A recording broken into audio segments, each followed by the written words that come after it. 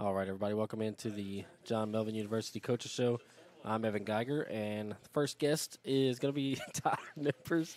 Uh, we had some sort of technical difficulties, so we were streaming. We already did the entire interview, and then we realized it wasn't working. So he's going to be a pro at this.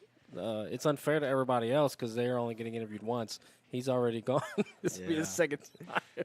But thanks for coming on not once, but twice. twice. I appreciate it. So I know this might be a little awkward, but can you just tell everybody a little bit about yourself again? Yeah, I'm Tom Nippers from Benton, Louisiana, outside of Bossier and Shreveport. Um, yeah. So tell us a little bit about your history in baseball. So at Benton High School, I played my senior year, and then played last year at JMU, and here I am again. So what made you want to come to John Melvin University?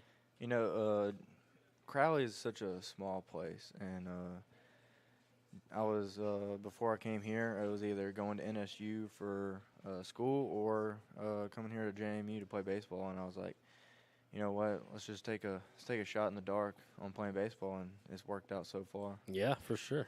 So I know you kind of already said, but Crowley is kind of like Benton. So how do they compare? Well, not like Benton. Benton's kind of bigger, Mhm. for sure. I waste way more gas in Benton than Bossier. So, but my dad's hometown, that's what I kind of compare it to because I spent a lot of time there, Yeah. and it's small, and everyone kind of knows each other there. So, same thing with here is I go to a bunch of stores, and they just know my first and last name, and we Hmm. always have conversations, and it's always nice to. It kind of feels like home. Yeah. Where's your dad from? He is from Hornbeck, Louisiana. Hornbeck. Okay. Um, I'm not. Where's that at? Where's it? It's west of Alexandria. Okay. There's a chain of just small towns. That sounds about right for that area. So tell me about a favorite memory that you've had in your baseball career. It would have to be the start from last year in Arlington.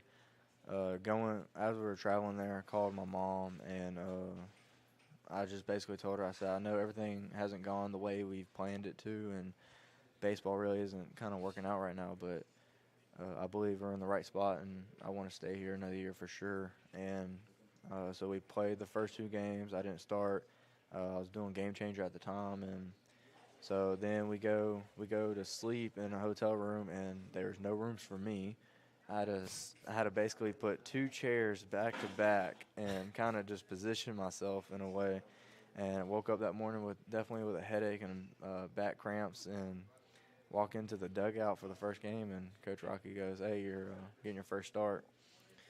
I was like, "Well, I guess I'm about to chug me an energy drink and pray to the good Lord right now that my body will be good enough for the game." And went 3 for 3 that game with 3 RBIs, 2 runs, and called my mom after that. I was like, "It's working out, and we're in the right place." Yeah, when you said that earlier, I thought that's such a great story, and I mean you always hear a guy gets an opportunity, he's got to make the most of it. Yes, for And sure. so that's a good story even the second time. So you talked about Coach Rocky a little bit. What's your favorite thing about him? Something like about him. Oh, that's a tough one. Now, besides the baseball part of it, him of course wanting us to be better baseball players. He really invests a lot of time in the players ourselves, as he is always trying to make us better people. And he definitely helped me in the year and a half I've been with him in my faith with Christ. And I can't think of anything else that I want more in a coach than Coach Rocky. So tell the people a little bit about being a dual sport athlete here at John Melvin University and what that's been like for you. Oh man, the hours definitely get you. Waking up about 5:30, 6 o'clock in the morning to get up to make some breakfast, and then head to practice at 7 o'clock for football. Then staying for football from 7 to 8:30, and then leaving there to go to straight to baseball, and not getting out around till 2:30, anywhere from 2:30 to 4 o'clock. And then on Mondays, having to go help out with the church at Our Savior's Church and Hmm. helping out with them. And you don't get on Monday for sure. On Monday, you don't get a lot of I don't get a lot of personal time, but throughout the week, it can get on us real quick. But you just gotta make it work. So you're playing football and baseball at JMU. So baseball was your primary sport, right? Yes, in college for sure. Football was a primary in high school. Okay. So, what kind of led to you playing football at JMU? So the season already began, and they didn't have a kicker or a punter and a deep snapper. Well, they tried to get Tyler Boyan on first, and he was kind of back and forth, and I was kind of back and forth at the same time. I was like, maybe I should go talk to the coaches. And one day, Boyan was like, all right, I'm gonna go talk to him, and he looked at me and he said, you want to come with me? And I was like, I really don't, but then I remembered how much I love football, and I was like, let me give it a shot. And we went up there, and next thing you know, we're part of the team, and Yeah. it was a great season. I know you've been wanting me to interview you ever since I spoke about you on the football broadcast because you punt the ball pretty good, and then like you mentioned in the first interview, is that you actually did make a few tackles. You played linebacker in high school, and so even though you were the punter, you still made a couple of nice tackles. Oh yeah, made, So made about 2 or 3 tackles. Yeah. that's pretty good for a punter. So, has there been any sort of banter between you and your teammate Bryce Guidry? Because y'all were both on homecoming court, and he won homecoming king, and his girlfriend was homecoming queen. Yeah, I was pretty mad at him. We had to take it out back and fight. No. Man. If you don't see me at my house, you will definitely see me at his house cooking or doing some homework or just chilling out. Last night, actually, me and him went out and saw a movie. And yeah, I'm just always with him. Probably one of the closest people here with me at JMU, for sure. You're so humble, man. So what do you think of Miller Stadium? I mean, I think it's pretty cool. It's a great park. The biggest thing I like is not a lot of people know this is Logan Norris. That was his last high school game there, as the state championship used to be played there before they switched it to Lake Charles, I believe. And so knowing that, and he's one of the guys that actually got me here and actually helped me in baseball. So having that in the back of my mind each and every day for practice is very humbling and very encouraging to where I'm at now. And then like the field part of it, not being able to pick up a rake and rake it out every day. That's a good Yeah. part of it, as it's all turf. And uh, man, it's just nice knowing when you get done practice, I get to go home instead of, oh crap, we got 40 minutes of Yeah, field work. field work. But I do want to say that I've been on Coach Rocky pretty hard on trying to get us a jumbotron. I mean, I'll probably end up breaking it if my face is on there, but it'd be really nice to have a jumbotron up there, have That our would be names cool. and logo, and We'll have to get with the mayor and Coach Rocky and the Parks Department and everybody to get that thing. you know what? With you saying that, just have them come to my house. I'll cook some jambalaya and Okay. we'll talk it Okay. over some dinner. Okay. Now that you mentioned it, I got to try your jambalaya because I don't know if you know this, but I'm from Gonzales, which is the jambalaya capital of the world. All right. So I'm like the ultimate jambalaya taste tester here in Crowley. Well, So I'm gonna have to try I'll it. definitely make you a pot, Okay. and you can test it out. See if Okay. Ty Nippers is jambalaya man. Okay. See, I don't cook much, but there's the only dish that I cook is jambalaya, so it makes sense. It's one of my favorite dishes, and It's easy to make. oh yeah, 100%. And that's what I like about it. I can make a whole thing for me for about 2 weeks just off of that. Oh yeah, Off of yeah, one cooking. But for sure. with that said is I'm in the gumbo cook-off for Okay. our Savior's Church on December 2nd. Okay, I need to try a bowl of that too. And I won't give any secrets out there because I know there's some teams out there wanting to beat us. But me and Gabe Miller we definitely gonna put it to it. Okay, I'm gonna have to try that out. So my last question is there anyone you would like to thank for kind of helping you get to where you are today? First off, our Lord and Savior Jesus Christ. As man, just they always ask me, what would you sacrifice to be where you are, or sacrifice for the people you love? I just don't know if my life is one of the things I would sacrifice for someone, because He gave His life for us, and that is truly amazing, and I'm eternally grateful for that. As I mean, that's love, and Yeah. that's amazing. Second off, I'd like to thank my mom and dad, as I know what they're going through each and every day to keep me here, and I know my mom calls me about every night and checks up on me. So um, that just keeps me going each and every day. And then, like I said, the two people that got me here, Todd Self and Logan Norris, those two people, without them, I don't know if I'd be here, to be honest with you, because that is the baseball aspect of it, but also they made me a great man. And I'm internally grateful for that. And then Coach Rocky for sure giving me a chance here because I just didn't know where I was going in college, and I met Coach Rocky. He was assistant coach at the time, and just being around him trying to get me better each day. Now I probably annoyed him with all the questions about baseball, but he for sure made me a better person, and without him, I don't know where I'd be today. Awesome, man. Well, thank you so much for coming on, not once but twice. Yes, Been sir. needing an interview for a while, and I guess we really got it out of our system this time. I got one more thing to add. This is for my man Bryce O'Quinn. Go Mills, baby. All right, thanks for coming on, man.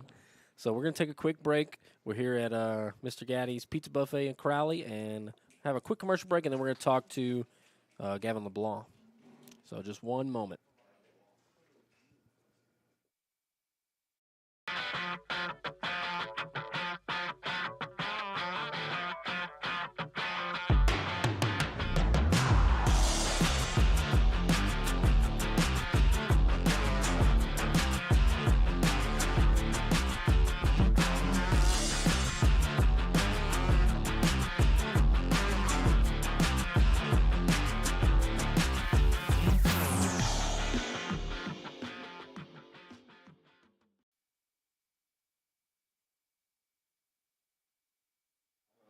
All right, everybody, welcome back in. We're here at Mr. Gaddy's Pizza Buffet in Crowley, and I'm with Gavin LeBlanc. Thank you so much for coming on, man. Thanks for having me, man. So tell people just a little bit about yourself, like personally. So I grew up around this area in Mermentau, Louisiana, about 15 minutes to the west of Crowley. Grew up playing at the rec all my youth, playing for Crowley All Stars, all that. Went to high school at Iota, and then went to college my first 2 years in Mississippi, and then decided to come back home to Crowley and start something. So, what made you want to come to JMU, other than being back close to home? Yeah, being back home was really huge for me because all the support I have down here just makes everything better. Yeah. And the facilities are actually a lot nicer than what you would think in a school that's been only open for 2 years. Yeah. So it's pretty nice coming to Crowley every day and working in those facilities. Yeah, I mean, Miller Stadium is pretty cool.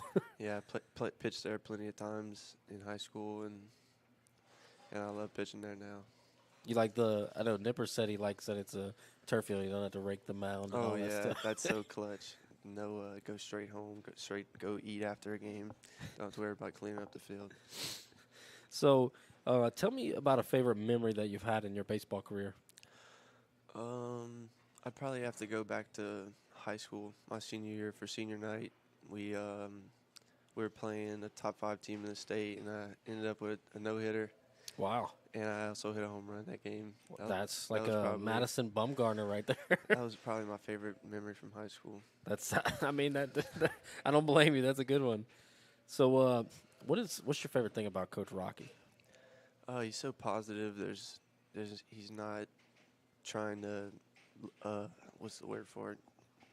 Like He's be he's negative? always looking out for you. He's never trying to hurt you. He's always trying to put you in a better move, teach us more about God every week, and he's just a good influencer.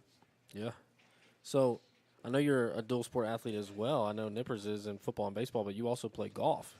So, what's that like for you? Yeah, it's a new challenge for me. It's very hard, but I've caught on pretty quick, and practicing with our coach Chris in Lafayette it's fun. I love it. Did you ever play like competitive golf before? No, I didn't. I played when I was 7 years old to about 9. I did play in some competitive tournaments when I was younger, and then I got better at baseball than I was at golf. So my select coach when I was 9 told me that I needed to put the clubs down and just keep throwing. Interesting. So when I played baseball primarily when I was younger, and then one day somebody gave me some golf clubs, and I was like, Okay. And I found the swing to be very different from a baseball swing, and I had a very hard time picking it up, and I still have never picked it up.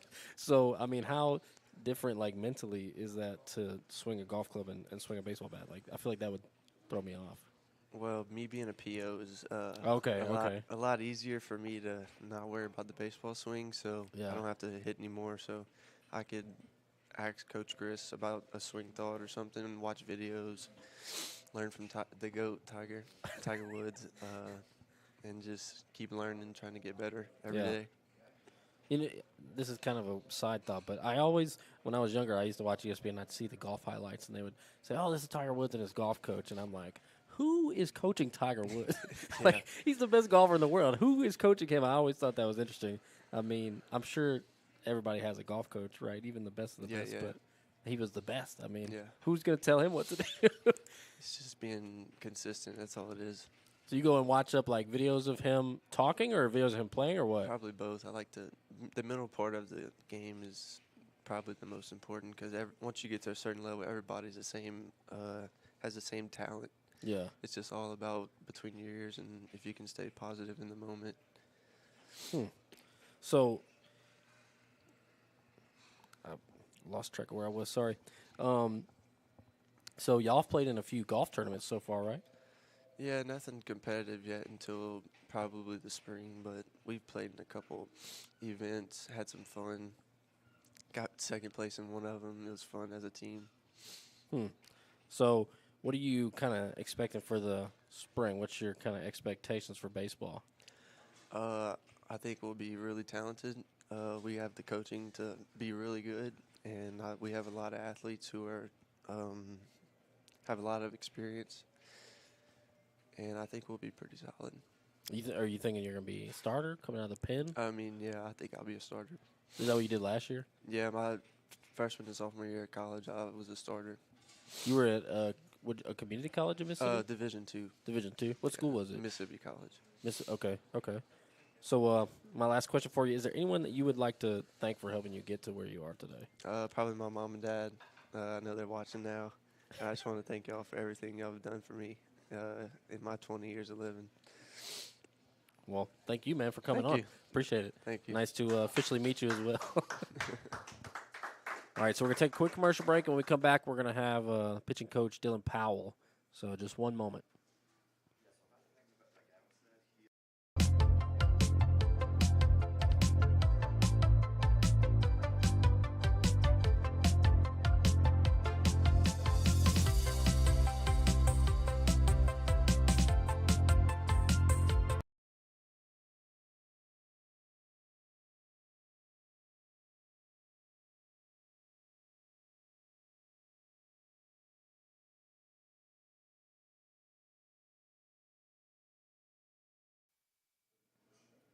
All right, everybody, welcome back in. We got pitching coach Dylan Powell on. Yep. Thank you so much for coming on. Oh, my pleasure. So tell us a little bit about yourself personally. Well, I was raised as a military kid growing up. Moved around quite a bit. Up until I was in high school, I never went to the same school in the same state twice. So, I like to, I'm kind of a laid-back personality and just kind of roll with things. So you lived in tons of different states. You don't have like a hometown? Yeah, my whole family's from Central Texas, but I moved around so much as a kid that I don't really say I really have a hometown. Yeah. Went to high school in Kansas, but. Okay. So tell us a little bit about your history in baseball. Well, I was a college pitcher at a small NAI called Central Christian College up in Kansas. Played there till I graduated. My first coaching job, I coached at Central Christian. Stayed there for the year. I was actually the catching coach.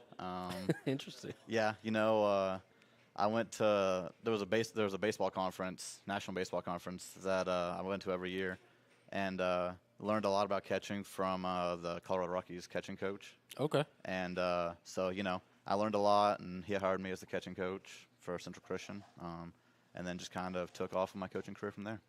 So what kind of led you to John Melvin University? Well, I was at a school in Missouri last year, and I was there as a graduate assistant taking graduate classes, things didn't really work out, so I started looking for a new program. And, I interviewed with Coach Rocky just based off of a, employment ad on the baseball website. And we just kind of hit it off, and I couldn't pass up the opportunity to run my own staff and be a pitching coach. Had you ever been to this area at all before you came here? No. We in 2019 we went on a cruise out of New Orleans, and that's the only time I'd ever been in the state of Louisiana. Interesting. So what do you think about it? Oh, I love it down here. I love all my people back in Kansas, but I hated Kansas.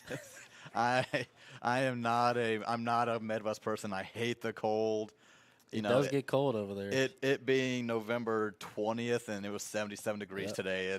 It's right up my alley. I love it down here. I went to Kansas City one time for like Christmas. It was snowing. I mean, it was living here, I'd never even seen snow down here. Dude, and you go up there, it was crazy. I went up to Kansas this last weekend for one of my buddy's weddings, and I went up there, and it was in the 30s, and it was a warm day for them. And I'm over there just bundled up. They was making fun of me for being cold, and I'm like, guys, it was 70 degrees when I left. So tell me a favorite memory about your baseball career. Well, I always tell people I was average on my best day. I coached because I wasn't a player. My senior year, I started off my senior of high school. I threw a no-hitter in our very first game. Wow. So I mean, that was probably my best memory. But the memory that I always tell people when they kind of ask me about my career. So the summer after my sophomore year of college, I was out in Colorado playing summer ball. And this was the year after Coastal Carolina won the College World Series. Okay. And so the team we were playing against, the Coastal Carolina catcher from that World Series was their catcher. And I come in out of the pen. This is my very first game with my new team. It's bases loaded. I come in, and the coach is like, hey, get us out of it. I'm like, I got you, coach. Like big D1 catcher, just won a natty. I'm about to strike this dude out, and I go up. The first pitch I threw, gone for a grand slam. The first pitch I threw for this team, gone. I thought I was going to strike this dude out, and he just sent that ball. Some people, you wouldn't be able to torture that story out of. That's a great story, man. So what's your favorite thing about Coach Rocky? I know you said y'all kind of hit it off, but what do you like about him? Pass. No, I'm just kidding. I'm kidding. No, my favorite thing about Rocky is he's being a really great mentor for me. My goal is, I want to continue and I want to make baseball coaching my career. I want to make it up to the Power 5 level. And Coach Rocky has really kind of brought me under his wing. He's kind of teaching me the ins and outs of, being a baseball coach is so much more than just what you do on the field every day. Yeah. He's really kind of helping me through the administrative parts of it, dealing with other people that we have to work with, and just really teaching me how to be a college coach more than just a baseball coach. Yeah. So tell us a little bit about your philosophy as a pitching coach. I know every coach kind of has their own thoughts. I mean, I know some coaches are like, I want my guys to swing at the first pitch. I want my guys to run and create a lot of chaos. What's your philosophy as a pitching coach? For the most part, I'm kind of more of a new school pitching coach. I don't really focus as much on just the kind of old school mentality of, throw strikes, get out of the inning. We're gonna go run long distance. I'm not into all that. I go on I'm driveline certified. We do all of the driveline stuff. And when working with pitchers, it's how do we get you to throw harder and how do we create better stuff? Because at the end of the day, no pitcher alive outside of Greg Maddux is going to be able to just absolutely dot on the black every time. The best stuff we can create, it's going to give us a little more leniency in our pitches. And, the harder we can throw, the more give there is. Yeah. If I miss over the plate at 81 or if I miss over the plate at 93, which ball is probably going to end up getting hit, and it's the 81. Yeah. So, we go out there, we work, we try and throw harder and create better stuff.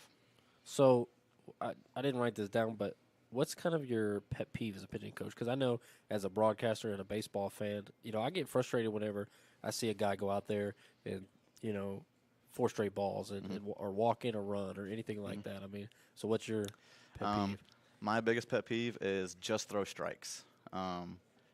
Pitcher's out there, he's struggling. Coach, just throw strikes. Well, you don't say, man. I don't think he's ever considered that. I'm sure he's out there on the mound going, man, I could throw a strike to him, but it's just more interesting to walk him. So, like, if I hear just throw strikes, just put it over the plate like that, that makes me lose it. So what do you say when you go out there? A guy he walked the first guy on 4 balls, and then the next guy comes up, it's 2-0, 6 straight balls just came out of the pen. What do you go out there and tell him? Well, look, part of being a pitching coach is knowing your guys. Some people, like for Gavin, if he's out on the mound, I'm going to go out there and I'm probably going to work through some of our mechanics, talk about, what do we need to get, kind of what's lacking. Maybe we're flying open, something like that. Some of our guys, if I go out there and they're thinking too much, that's what's going to get them in trouble. So I'll go out there and just, get them to smile. We'll go out there, maybe tell a joke, look in the crowd, be like, hey, man, who's the hottest girl in this crowd right now? Like, something like that. Just something to get them to smile and stop thinking so much. Okay. So a little more on the serious side, how did the pitching staff look this fall? Pitching staff looked good, man. That guy didn't. Gavin was terrible. He was really good. No, pitching staff's looking really good. Over the Fall World Series, I think 2 weeks ago now, we played 4 games, and the pitching staff had a 2.08 ERA throughout the whole thing. Low scoring World Series? Yeah, low scoring. Game 2 ended up, we were playing 7-inning games. Game 2 ended up going 10 innings. It was a really good pitching performance by everyone. Does that give you a little bit of banter with the offensive guys? You're like, hey, my pitchers are better? I mean, oh, for sure. Me and Rock have been going back and forth. A bunch of the hitters. I think Nip over there. We're not going to talk about how he did in the World Series, but. So what are your expectations for the pitching staff this upcoming season? I think we're going to be really competitive. We got some really good teams on the schedule, but I think a lot of our guys are starting to really come into their own. Especially at some of the returners. I know that. Troy Morrell especially is really coming into his own. He's really starting to look good as a pitcher. I think our starting staff's going to be able to really kind of work deep into the games, and we've got some bat guys. Willie Flynn is a new guy coming in. We got some guys on the back end who can make those games down. Awesome. So, what have you and the pitching staff at practice every day, what are y'all working on? For the most part, it's been a lot of velocity development. I tell all the guys that, look, if we were throwing 97, we'd be at LSU. We wouldn't be here. Like, that's just the way it is. But, we've been doing a lot of velocity development work, trying to kind of get a lot of those guys up there. And, we're starting to get some guys who are working into the low 80 or high 80s, low 90s, and starting to look really good. Have you seen anybody particular, like, jump up, 3-4 miles per hour? Yeah. Bryce O'Quinn's probably our big jumper right now. Obviously, I wasn't here last year, but most of the guys tell me that he was, 76, 77. This year he's got up to, 85, 86. Wow. 8 miles per hour. Yeah, he's been the real big jumper this year. Cooper Chase is a freshman who came in.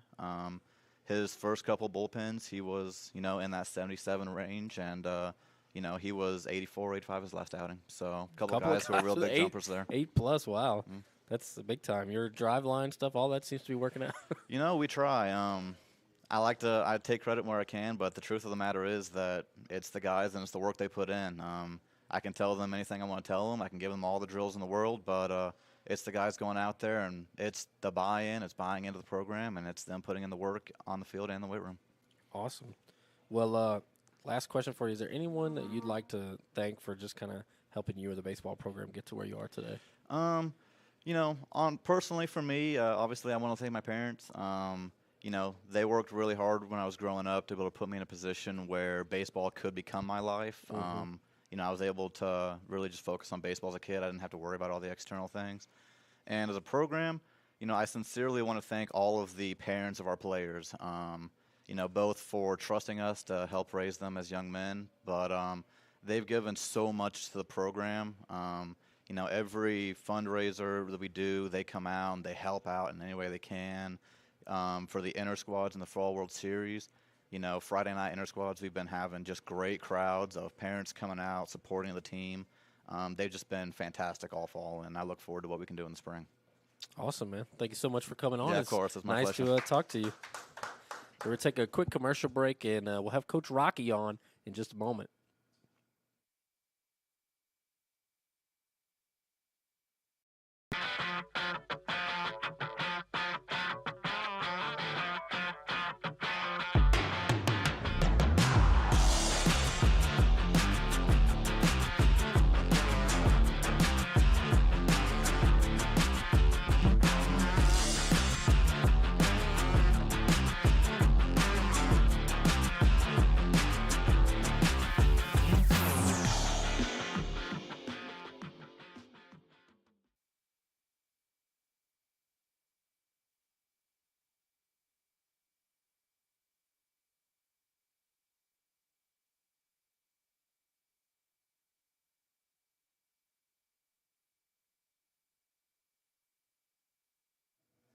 All right, everybody, welcome back in. We are going to be talking to Coach Rocky Musgraves, the head coach here at JMU. Thank you for being patient and then finally coming on. No, appreciate it, brother. Thank you for having me. So tell the people just a little bit about yourself, personally. Okay, well, I think probably the most important thing is that I'm the husband of Mitzi and the father of Libby and Eli, and that's the favorite part. Also, just a Bible-believing Christian and love what we're trying to do here at John Melvin University. Yeah, so just tell us about more now the baseball side of your life. Yeah. Let's see. I've been at the college level for 30-some years now. I've been fortunate enough to coach at the JUCO level, the NCAA Division II level, the NCAA Division I level, the NAIA level, and a couple high school stops along the way. But, yeah, kind of been all over. You've been around the block, it sounds like. That's a lot of different levels. Yeah. No, I've looking back, let's see, I've coached in Arizona, California, Idaho, Montana, Canada, Louisiana. Wow. So, yeah, I've been around the block, you could say. So what made you want to come to John Melvin University out here in Crowley? Well, I took 4 years off to be dad and be a husband. I was on the road so much up in the Northwest, and it just started wearing on me. I was missing the plays, and I was missing the soccer games and the baseball games, and I just wanted to, be dad for a while. So I took some time off, and then, this job popped open, and the immediate thing that I saw was it was a Christian school, and that's what I wanted to work at, as a Christian school, and that was probably the number one reason. Then when I came down on my visit and I saw some of our facilities, I said, oh, my gosh, that was a big pivot point when I saw the facilities that, I decided, well, let's jump. Let's make this move. I mean, Miller Stadium, I've talked to everybody about it, but, I mean, it's pretty cool, and y'all ain't got to do no field work. Oh, gosh. It's all turf. 30 years of raking dirt and edging and cutting grass, and now, go to practice, and you leave practice with nothing to do. So, yeah, it's kind of nice. So we're very blessed. That is, hopefully we're going to turn that into one of the premier college baseball stadiums in the South, and I think we're on the right track. Yeah. So what is it like coaching your son? I mean, I know you talked about your son, Eli. You're coaching him in college baseball. What's that like, and when were you his head coach before this? Yeah. Eli makes it very easy. He's a very, very hard worker. And, it really, the transition's been, easy. When we go home, he's not mad at me or anything. Now his mom gets mad at me sometimes, but no, it's been a joy. I coached him a little bit in travel ball as an assistant coach for some of his head coaches. So, but he's always been the type that we've just always, hey, Dad, let's go to the cage. Hey, let's go take ground balls. And, that's just a pleasure when he asked me to do that. Hey, I played for my dad one time. Oh, yeah. One time. One time. And we're both very similar, loud, outspoken, competitive people, and it did not go well. So I'm glad to hear that it goes well for y'all. Well, we've had some car rides home that were pretty quiet. So tell me a little bit about your baseball philosophy. I know I talked to him about it. Some coaches have their I want to run and bunt and steal and cause chaos, and I want to run the starter's pitch count up. Well, what do you kind of believe in? What's your Well, the bottom line is you're there to outscore your opponent, and I know that sounds brilliant, but a lot of times you have to look at different situations. You may be playing on a field that's crackerjack box, or maybe it's a deep field. Maybe the wind's blowing in, the wind's blowing out. You're playing a team that's pitch heavy or hit heavy. So when it comes to my philosophy for scoring runs and run prevention, I just think you have to have a lot of tools in your toolbox. So I'm not going to sit here and say I'm wait for the 3-run homer or a small ball guy. I think that hopefully we're going to teach a lot of guys to put a lot of tools in their toolbox to do whatever the game calls for. For example, one of the things that we talk about a lot is a lot of times you just have to be able to score a run in an inning. Can you manufacture a run? Yeah. Can you prevent a run? And, that takes a mindset. That takes a lot of practice. As far as creating all that stuff, I think a lot of it happens at practice. I'm a big believer in practice reps and not just going to get your work in. But, you show up with a mindset, with being very intentional on what Yeah. you're doing. And good reps. I don't care if it's 1,000 reps. I'd rather have 10 good reps. You Yeah. know? So my baseball philosophy is I'm there to outscore my opponent, and I'm going to have to dig in the toolbox as deep as I can to do that sometimes. Yeah. This is another kind of small segue, but you mentioned that, every ballpark is kind of different. And so I always thought I'm a huge baseball fan, and I watch the MLB like crazy. And I always thought I think that's one of the things that makes baseball the best is that you have 30 MLB parks, and this is a very, kind of normalized league, and everything is kind of this and that. But still, every park is significantly different. Absolutely. And that's one of the beauties of the game. And you look at the fact that especially these first couple of years, we're road warriors, and we're on the road most of the time. Yeah. So that means that we're running into different parks, like you had mentioned, different parks all the time, which is going to require some parks require a different style of play, and we have to be able to match that. So we have to be prepared for different places. Yeah, I mean, if you play at Comerica Park, I mean, you're not hitting too many home runs there. So you got speedsters out there in the outfield, and you want guys to get on base, play small ball. And then if you're playing at Yankee Stadium, you want big lefties in the lineup. Exactly. And I mean, it really changes things. But, I think it's a shame that most of your games are at home or on the road because we have such a nice home ballpark. Right. Well, I think once we move into, the conference, then it'll be split 50-50. In fact, I think that once we do get into a conference and the affiliation, you're going to be looking at a lot of the snowbird teams, making this a great destination spot for their spring breaks. Yeah. For your February and March games, they're going to want to come down here. So, Crowley's going to get to see a lot of different teams coming down here, I think, over the years. Like South Suburban. Exactly. And Monroe in New York. Exactly. Come they on. always come to the South, man. Come on. Yep.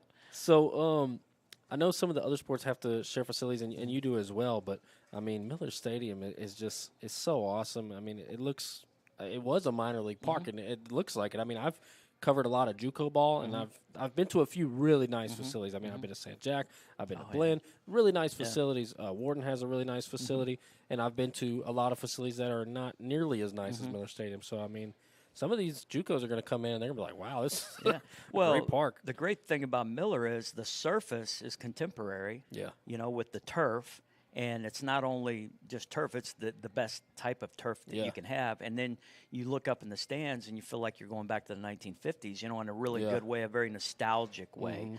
So it's kind of a mixed personality there at Miller. You got the contemporary surface, but the old school stands. I mean, the people in Crowley, I think, are in for a treat. When y'all get to playing, go out there. Be a great place to watch a game. I mean. Absolutely, and that my goal for Miller as far as JMU baseball is to make it a very Cajun atmosphere.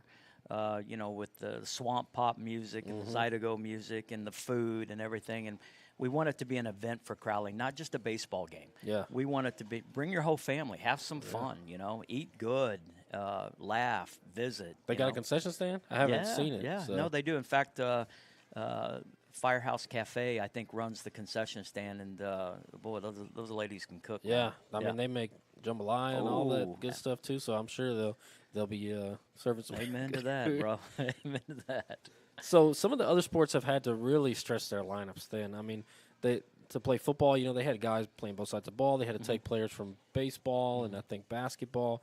Volleyball, you need 6 players to play volleyball. Yeah. They had only 7 for a I don't while. know how they do it. I mean, your program has enough players to have a varsity and a JV team.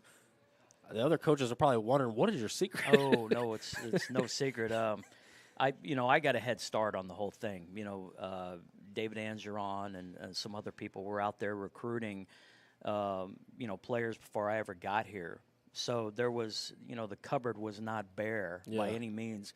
I was able to step in with, some decent talent, and then we've added a lot of pieces, and so I can't take the credit for that. And look where we're at. My gosh, you throw a rock out the window and you're going to hit a baseball player. I mean, Yeah. they're just everywhere down here. We're just really blessed with a lot of talent in this area. So what's your favorite thing about coaching these kids at JMU? I know you said you wanted to work at a Christian school, and this is a Christian school. You got a team full of Christians, but Well- what's your favorite thing? Well, like Dylan mentioned in his talk about, if a guy's throwing 97 miles an hour, they're not going to be here. They're going to be, at an LSU or one of those schools. And I think that we get a lot of kids that were maybe looked over. Yeah. And, they have something to prove. And I really like that. And, people ask me about our talent, and I say, or about recruiting, I said, well, we don't get those guys that throw 90. We have to build those guys. Yeah. And that's the fun part for me. Yeah. I not to be argumentative or negative with Dylan, but he kind of seemed a little bit like he really, really thinks velo is important, and I do think it's important. But I think you can still be a good player without throwing 95. Well, here's what I'll say to that. Anymore, all the hitters are training at such high levels of velocity these days that, if you've got somebody that maybe throws 84 or 85, hitters just get such a good look at the baseball. Yeah. So velocity now is something that really, to be successful, you need. Yeah. At this level.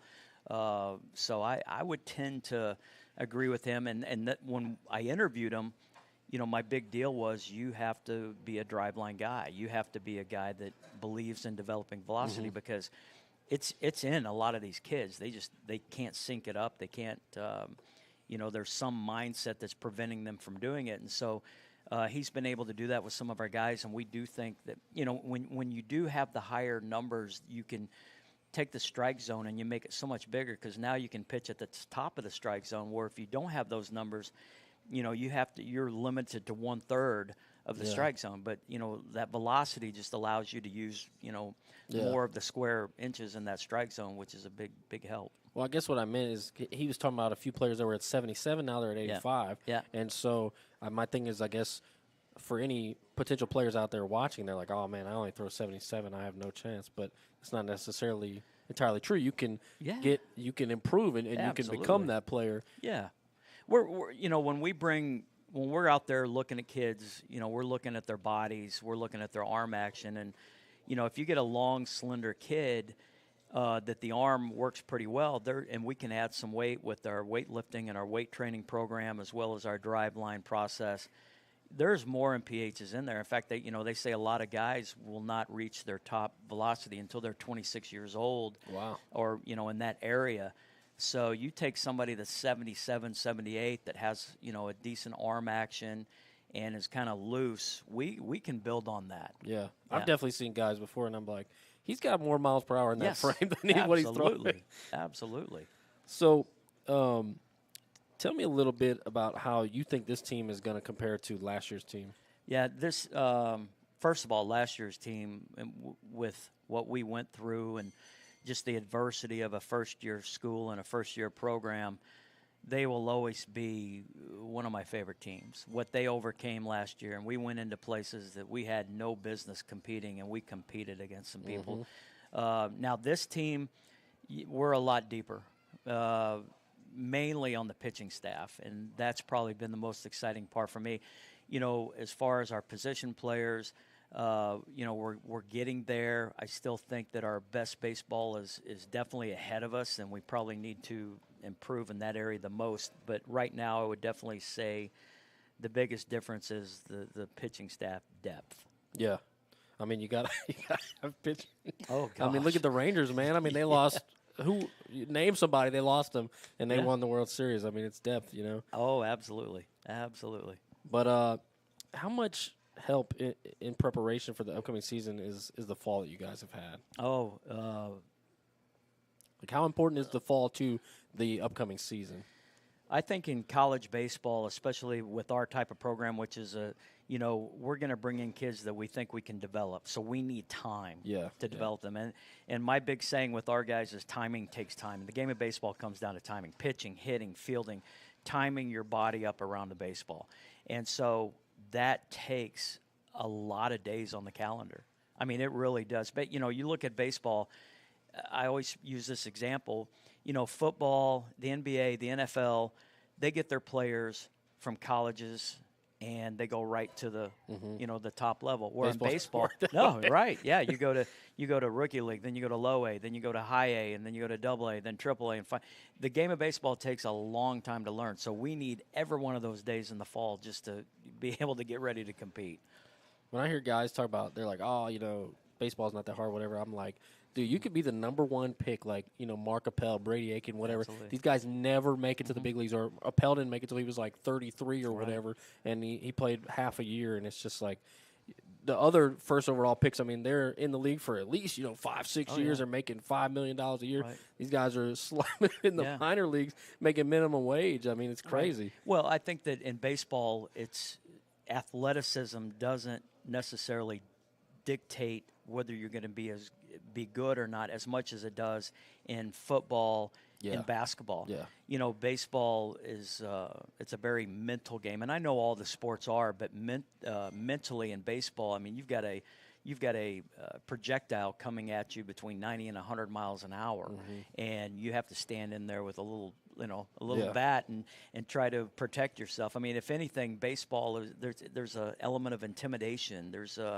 elements of confidence that are so important in the game of baseball, and that's what I love about it. Some of your lesser talented people become great players, like at the major league level. I've seen guys that have come out to my fields that are major league players, and they're taking BP, and you go, my God, where's this guy from? But you put them in a game against 95, 96, and they just barrel it up. So it's not all about talent in the game of baseball. I mean, you're not going to make it to the NBA unless you're a certain size and stature. Exactly. You're not going to make it to the NFL unless depending on what position you play, you're within these parameters. But, I mean, Dustin Pedroia, Jose Altuve, I mean, these guys, it doesn't really – I mean, you got to be athletic, but you don't have to fit a certain mold. No. I mean, you got guys in baseball of all different shapes and sizes. You got David Ortiz, Prince Fielder. You got Dustin Pedroia, Jose Altuve. Well, when you're vertically challenged like I am, I'd love to see those short guys do well. The Altuves and the Bregmans and all those guys. And then, you look even at the pitching end. Look at Roy Oswalt. A little guy. Size doesn't matter really. Yeah. So, what? Just tell me your expectations for this upcoming season. I know that you're going to be on the very positive side. And you're going to say we're going to go out there and win a bunch of games. But what are you really thinking? Positive, but I'm also a realist. I think we have a lot of work to do to be ready to play this season. I know, the guys and everybody's excited and, they think we're ready, but I really think that we just need some more time to develop the ability to win a baseball game. And what I mean by that is, you can go out there and take great BPs and have great bullpens and light up radar guns and all that, but it really doesn't matter until you really get between the lines and it's mano a mano and you've got to outscore your opponent. And I don't know right now if we know how to do that. And so that's my job. I've got to get them ready to outscore their opponents. I still think we're missing in some areas that we've really got to get better in. I'm positive. I'm optimistic, but I'm also a realist and know that we have a lot of work to do. I think that's the right mentality. I mean, if you get complacent and you think you're better than everybody Ooh. else, you end up getting a humble especially pie. in baseball, right? Yeah. I mean, this is one of those sports. We compare it to other sports. I mean, LSU they don't lose in football to Nichols or at Lafayette or whatever, but they do lose in baseball. And they're a world champion. I mean, exactly. and they still lose games to Southern and all these other schools. I mean, it happens, and you can be the best, and sometimes you have a bad day, whatever. But I mean, if you keep that mentality, you have them guys out there ready to play and humble. I think you'll be you're on the right track. Yep.